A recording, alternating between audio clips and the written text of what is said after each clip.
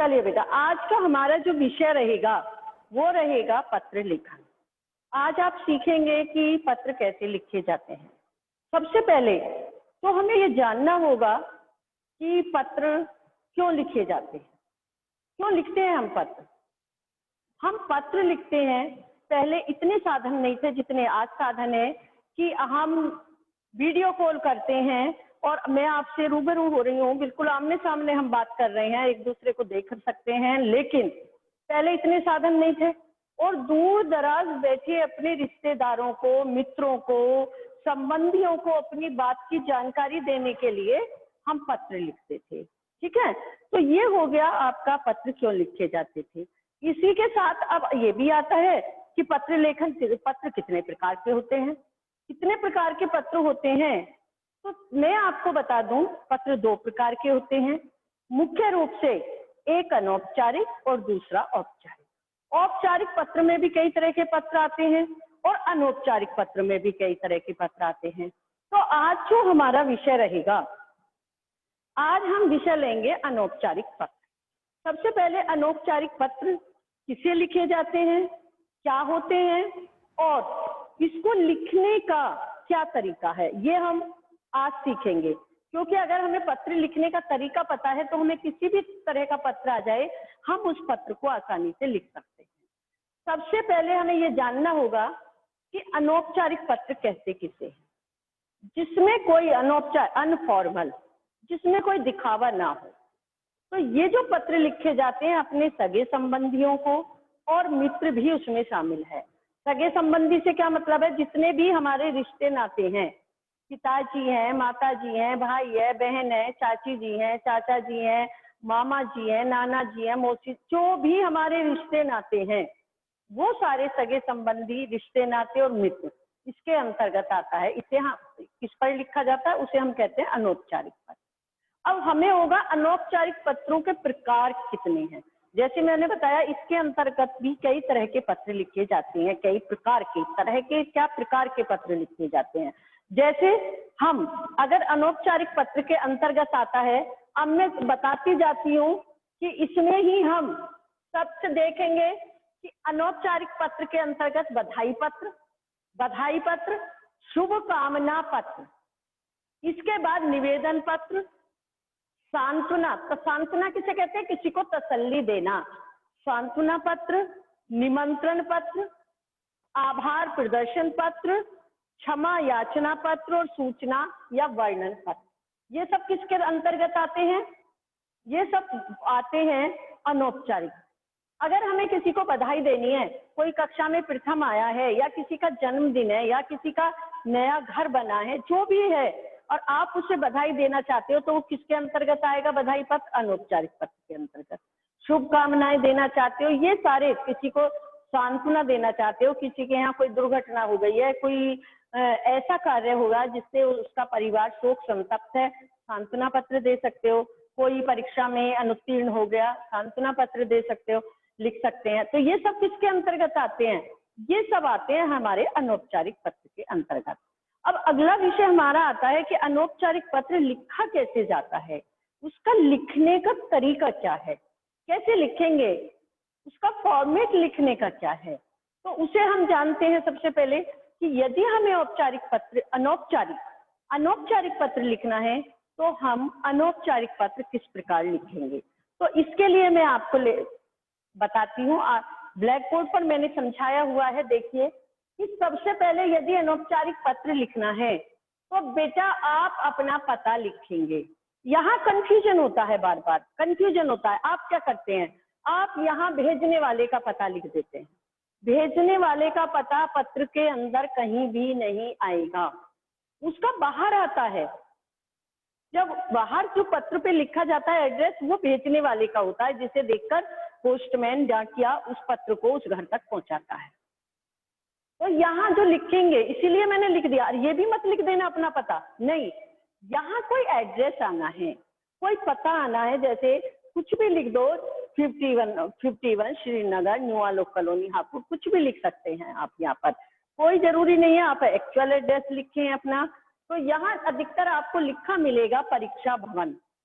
परीक्षा भवन क्यों लिख देते हैं, क्योंकि वो एग्जाम रूम में बैठे होते हैं, होम एग्जाम हो या बोर्ड एग्जाम हो, इसीलिए वो क्या लिख देते हैं, परीक्षा भवन। परीक्षा भवन और जगह का नाम लिख देते हैं।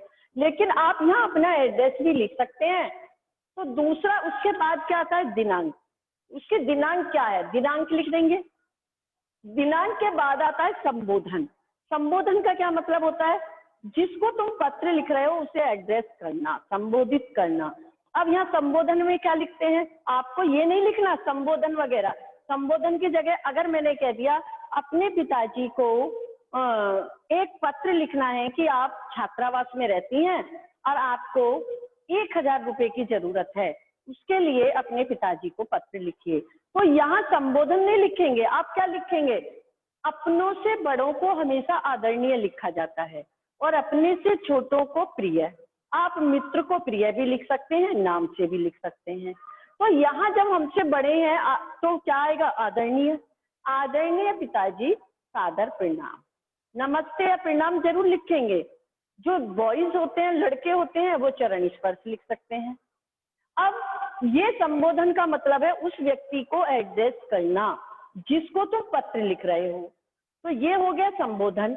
मैंने संबोधन में भी आपको बताया कि अपने से बड़ों के लिए हमेशा आदरणीय, अपने से छोटों के लिए प्रिय संबोधन का प्रयोग कर सकते हैं। और जो मित्र बराबर का होता है उसे आप प्रिय भी लिख सकते हैं, नाम से भी लिख सकते हैं। इसके बाद आपने लिखना शुरू किया, मैं यहाँ पर ठीक हूँ और आशा करती हूँ आप भी सकुशल होंगे।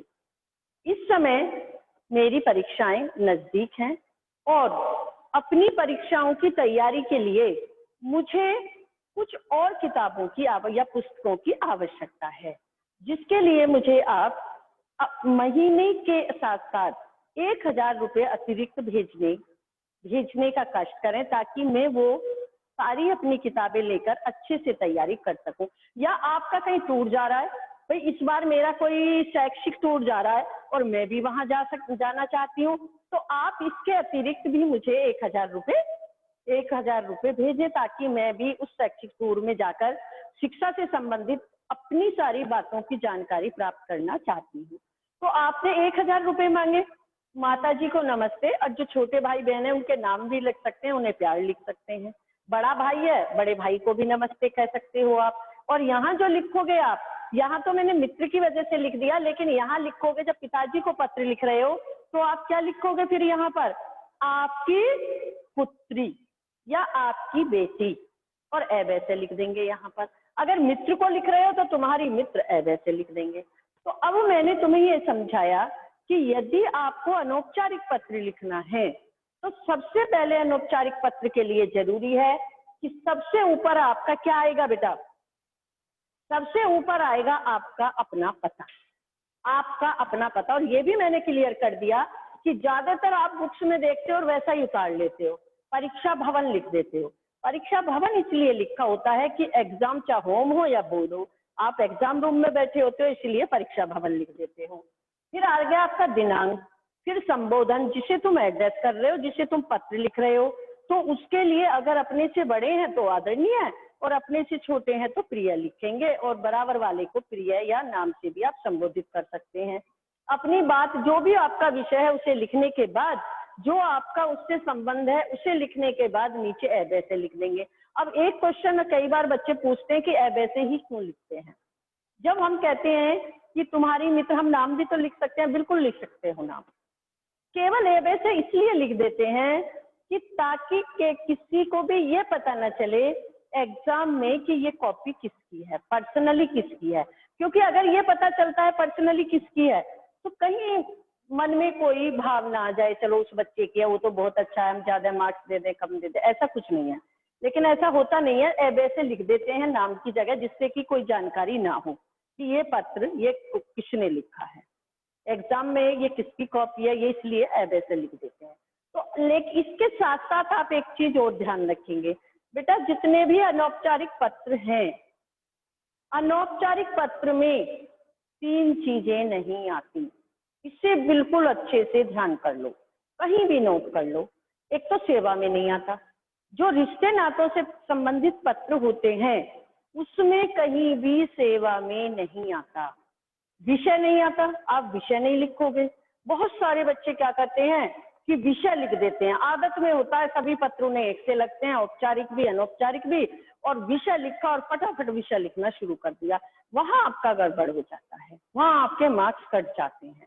तो अनौपचारिक पत्र में आप सेवा में नहीं लिखेंगे, आप विषय नहीं लिखेंगे, इसके साथ साथ आप महोदय या महोदया भी नहीं लिखेंगे। ये 3 चीजें अनौपचारिक पत्र में नहीं आती। तो मैंने क्या समझाया, अनौपचारिक पत्र सगे संबंधियों को, रिश्ते नातों से संबंधित और मित्र को लिखा जाता है। इसमें सबसे ऊपर अपना पता, दिनांक, संबोधन, जिसे लिख रहे हो उसे एड्रेस करना, फिर अपनी बात लिखना, और उसके बाद में जो आपका उनसे संबंध है वो संबंध दिखाना, और नीचे ऐ से लिखना। ठीक है, नाम भी लिख सकते हो, ऐ से भी लिख सकते हो। ये था आपका अनौपचारिक पत्र।